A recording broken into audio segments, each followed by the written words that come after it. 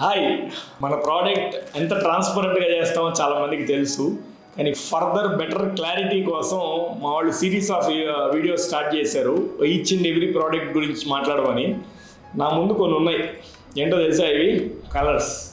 మీరు తినే కలర్సే ఇవి. మార్కెట్లో చీప్ ఐస్ క్రీమ్స్ లైక్ లాలీస్, అంటే పుల్ల ఐస్ క్రీమ్స్ అంటారు కదా, అలాంటి లాలీస్లో వాడేవి ఇవి. అంటే వాళ్ళ బడ్జెట్ తక్కువ ఉంటుంది కాబట్టి 10 రూపాయలు 12 రూపాయలకి 8 రూపాయలకి ఇవ్వాలి కాబట్టి దిస్ ఈస్ ద వే.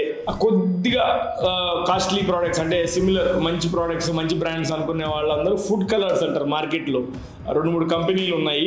పెద్ద పెద్ద డబ్బాల్లో కూడా వస్తారు. జస్ట్ మీకు శాంపిల్ చూద్దామని ఇలాంటి ఏదో తీసుకొచ్చారు వీళ్ళు. ఇటు సైడ్ ఖాళీగా ఉంది. ఎందుకు ఖాళీగా ఉంది? మేమేం వాడం కాబట్టి. రీజన్ ఈజ్ అంటే వాడమని చెప్పడం అనేది కాదు. మా ప్రోడక్ట్స్ కూడా మీరు చూస్తే ఫ్రాంక్లీ స్పీకింగ్ ఫ్రూట్లో ఏ కలర్ ఉంటుందో అదే ఉంటుంది. కొంతమంది నన్ను అడిగారు, లాస్ట్ టైం మ్యాంగో కలర్ వేరేది ఉంది, ఇప్పుడు వేరేది ఉందంటే నేను మ్యాంగో తయారు చేయలేను కదా. మార్కెట్ నేచర్ ఏది ఇస్తుందో అదే. కలర్ వాడే ప్రోడక్ట్ ఒకటి ఉంది, రెడ్ వెల్వెట్ అని. దాంట్లో బ్రౌనీ వాడతాం, వీట్ బేస్డ్.